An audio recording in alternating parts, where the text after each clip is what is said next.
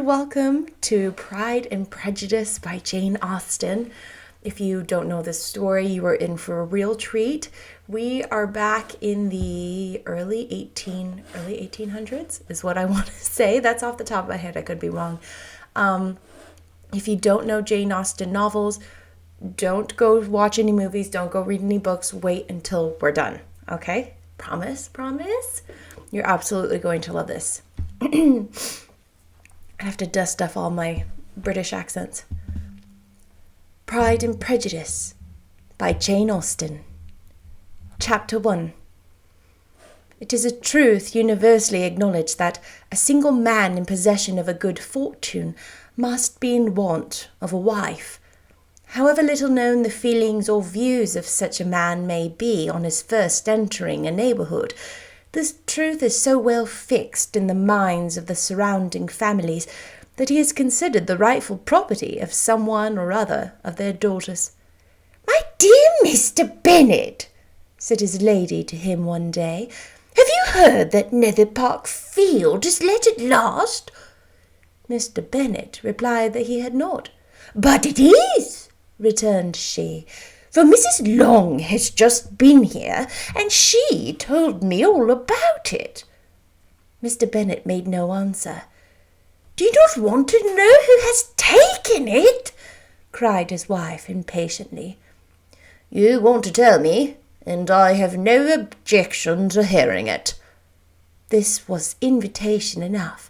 "Why, my dear, you must know. Mrs. Long says that Netherfield is taken by a young man of a large fortune from the north of England, that he came down on Monday in a chaise and four to see the place, and that he was so much delighted with it that he agreed with Mr. Morris immediately that he was to take possession before Michaelmas, and some of his servants ought to be in the house by the end of the week." "What is his name?" "Bingley." "Is he married or single?" "Oh, single, my dear, to be sure. A single man of large fortune, 4 or 5,000 a year. What a fine thing for our girls!" "How so? How can it affect them?" "My dear Mr. Bennet," replied his wife, "how can you be so tiresome? You must know that I am thinking of his marrying one of them." "Is that his design in settling here?" "Design? Nonsense! How can you talk so? But it is very likely that he may fall in love with one of them, and therefore you must visit him as soon as he comes." "I see no occasion for that. You and the girls may go, or you may send them by themselves, which perhaps will still be better, for as you are as handsome as any of them, Mr. Bingley may like you the best of the party." "My dear, you flatter me. I certainly have had my share of beauty, but I do not pretend to be anything extraordinary now. When a woman has grown 5 daughters, she ought to give over thinking of her own beauty. In such cases, a woman has not often much beauty to think of." "But, my dear, you must indeed go and see Mr. Bingley when he comes into the neighbourhood." "It is more than I engage for, I assure you." "But consider your daughters. Only think what an establishment it would be for one of them.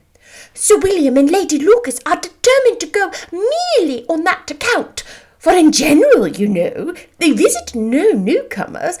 Indeed, you must go, for it will be impossible for us to visit him if you do not."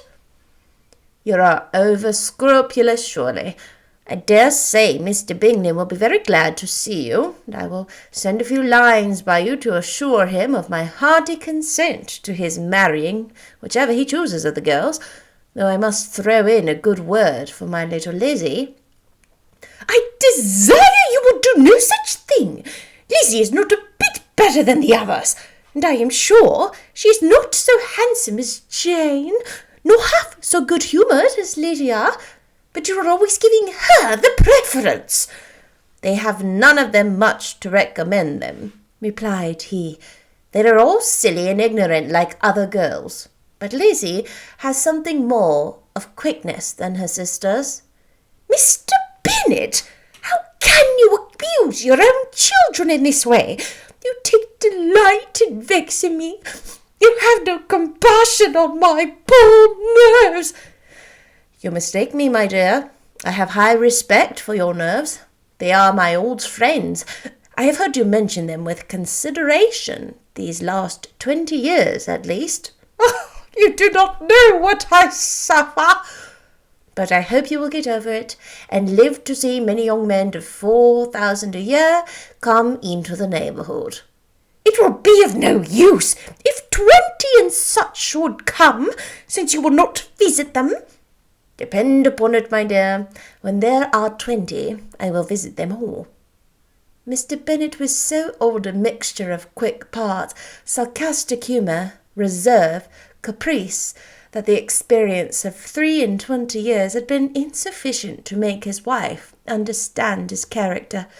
Her mind was less difficult to develop.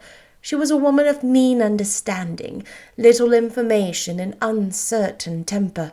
When she was discontented, she fancied herself nervous. The business of her life was to get her daughters married. Its solace was visiting and news. That's the entire chapter 1. 6 minutes. Are you kidding me? You can totally commit to this. 6 minutes. Most of these chapters are shorter, but there are quite a few. What do you think of the characters? If you have maybe seen some of the films, you might see where I am drawing some inspiration for the characters that I have grown to love, and I hope you do too.